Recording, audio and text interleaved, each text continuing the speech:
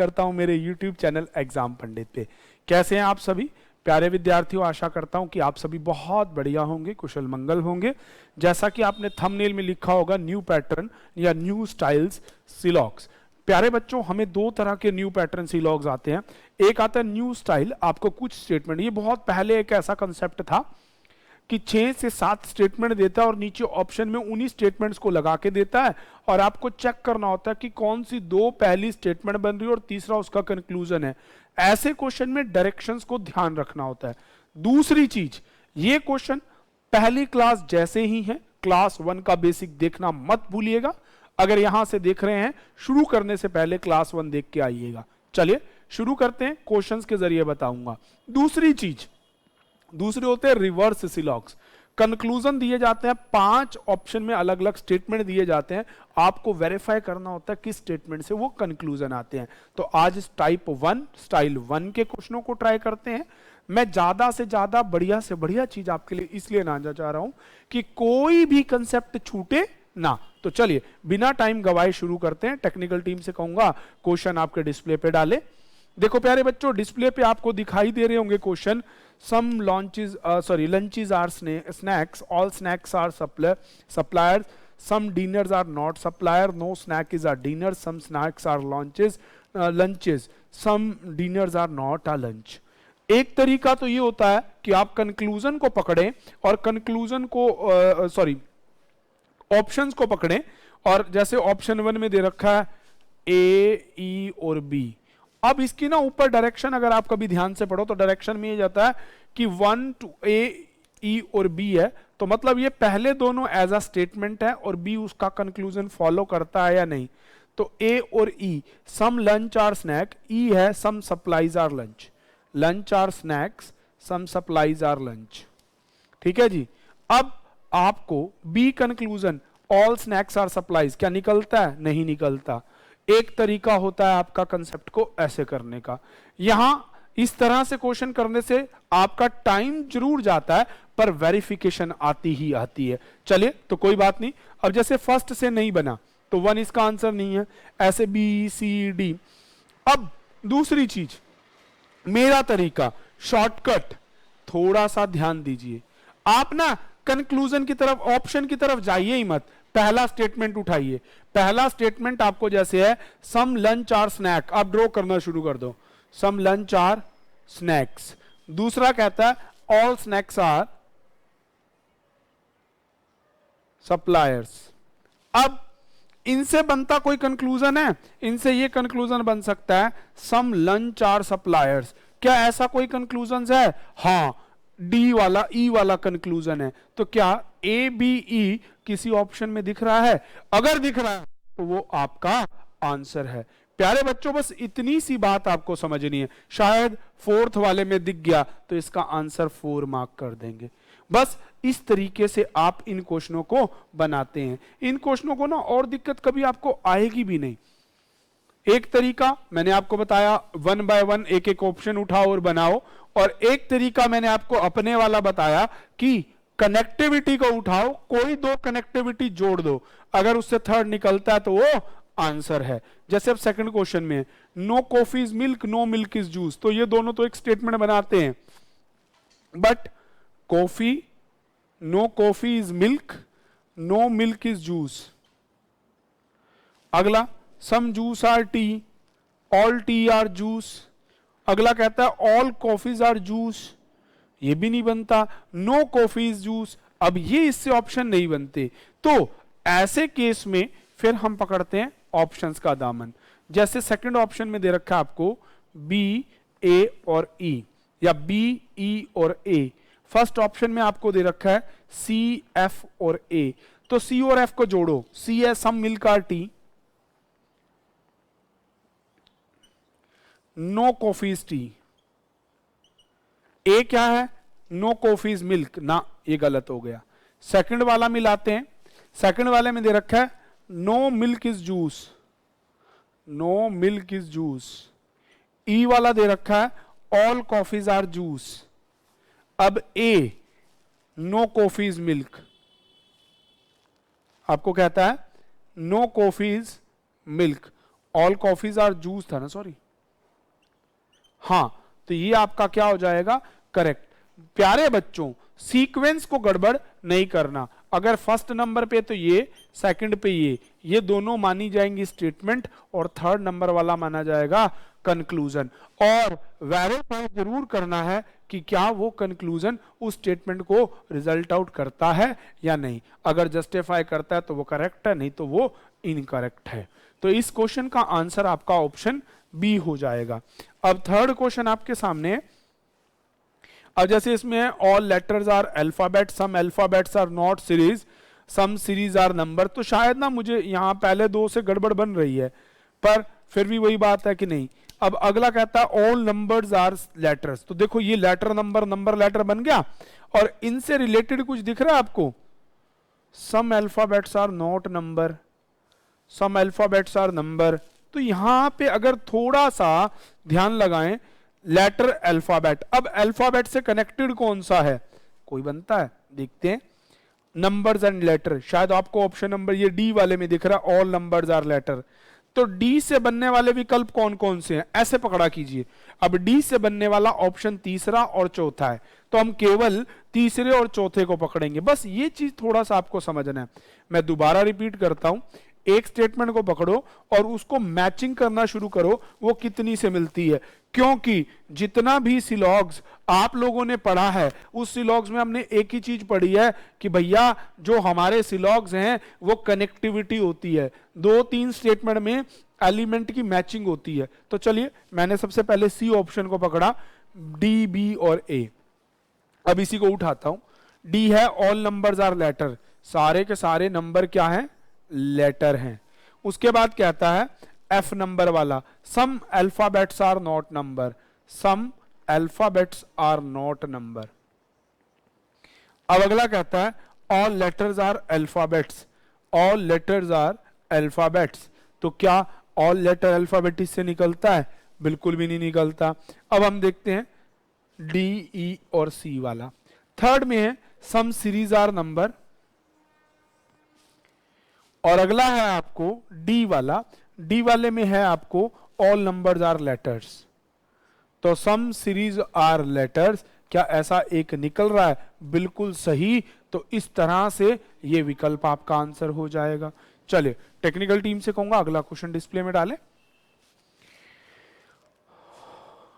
इसी के सर और पार्ट्स हैं, अभी उसे डालिए, ऊपर कीजिए।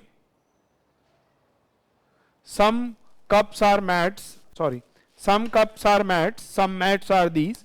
तो ध्यान से देखिए बेटे, इस वाले में आपको, सॉरी मैंने बीच में तीसरा छोड़ दिया, ओहो कोई बात नहीं।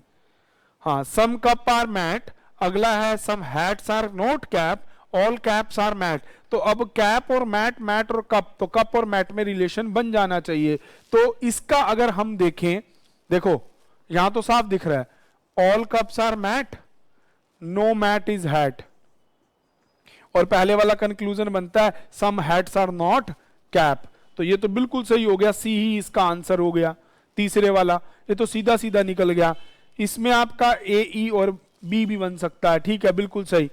चलिए अगला sixth question, all photons are protons, no electron is neutron, some are this. तो इस तरह से देखो बेटे, इसमें पहले वाले में फोटोन को फोटोन से, इलेक्ट्रॉन को न्यूट्रॉन से, फोटोन को न्यूट्रॉन से। तो इनमें रिलेटेबल कहां बन रहा है, रिलेटेबल अगर आप देखो, आप बी वाले में चेक कीजिए। बी ऑप्शन में आपको क्या दे रखा है, बी ऑप्शन में उसने दे रखा है नो इलेक्ट्रॉन इज न्यूट्रॉन। चलिए हम इसको चेक करके देते हैं, नो इलेक्ट्रॉन इज न्यूट्रॉन, दोनों में क्रॉस ब्रीडिंग है, दोनों मैच नहीं करते। फिर अगला कहता है ऑल इलेक्ट्रॉन्स आर प्रोटॉन, सारे के सारे इलेक्ट्रॉन क्या है, प्रोटॉन के अंदर है। प्रोटॉन का गला बड़ा कर दीजिए। कंक्लूजन अब देखो, सम प्रोटॉन्स आर नॉट इलेक्ट्रॉन, हाँ क्योंकि जो प्रोटॉन का हिस्सा इसके पास है, तो इसका तो फोर्थ वन आपका सीधा सीधा एक रिजल्ट हो जाएगा।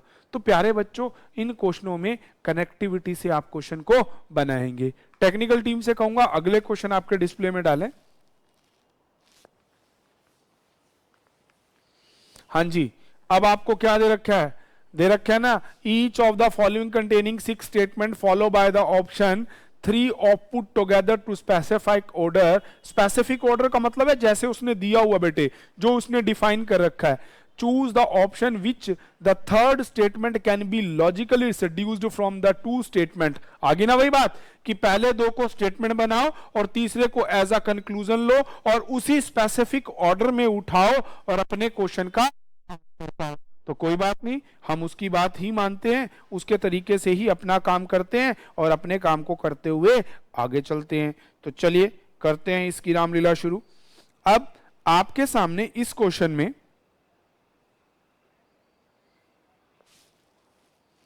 सम B are D all A are X, इस तरह से आपको क्वेश्चन दे रखे हैं बच्चों। कोई बात नहीं, जैसे दे रहा है वैसे इसको पकड़ लेंगे। अब देखिए इस वाले में आपको दे रखा है B D B X Y X, तो इनमें अगर पहले 2 को मिलाओ या दूसरे तीसरे को मिलाओ तो आपका कंक्लूड होता है। पर अब आप चेक करो, पहले कंक्लूजन में पहला और चौथा मिला रहे हैं, बी और डी और एक्स, तो 1 और 4 को मिला के 5 पॉजिटिव है, एक पॉजिटिव और एक नेगेटिव से कभी भी पॉजिटिव नहीं आता, तो पहला विकल्प उत्तर नहीं होगा। दूसरा है चौथा और पांचवा, no B is D all Y are D, और इसका कंक्लूजन है 5th, सॉरी पहला और छठा 5th कंक्लूजन हो सकता है। चलिए चेक करते हैं। अब आप देखेंगे बड़े ध्यान से, ये बन सकता है। चौथे वाला है नो डी इज एक्स, कोई भी डी एक्स नहीं है। विकल्प नंबर 5 पे दे रखा है ऑल वाई आर डी, सारे के सारे डी में है। अगला तीसरा result know why is x, बिल्कुल सही यही निकलता है, तो इसका बी विकल्प आंसर हो जाएगा। ये कनेक्टिविटी आपको बनानी है और ये कनेक्टिविटी मेरे प्यारे बच्चों आपको प्रैक्टिस से आएगी। चलिए अगला क्वेश्चन और देखते हैं। पहला है जी और एच में, फिर उसके बाद है आई और जी में, उसके बाद है एच और आई में, जी और जे में, आई और जे में। तो इसको थोड़ा ध्यान से देखेंगे। अगर आई जी जी एच, तो इनके बीच में आई और जी में पॉजिटिव का रिजल्ट है, पर तीसरा नहीं निकलता। पांचवें वाला नहीं, वो नेगेटिव है। जी और एच, हाँ ये बन सकता है, all G can be H और एच कैन बी जी, ये विकल्प हो सकता है। तो चलिए एक बार 4th वाला देखते हैं, सम आई आर जी, और अगला सम आई आर जी। चलिए तो ये आ गया आपके सामने। अब कंक्लूड करता है आपकी 6th वाली ऑल एच आर जी, क्या सारे एच जी में? यहां एच का डिस्कशन ही नहीं हुआ। चलिए फिर क्या करते हैं जी, 5th विकल्प को देखते हैं इस क्वेश्चन में।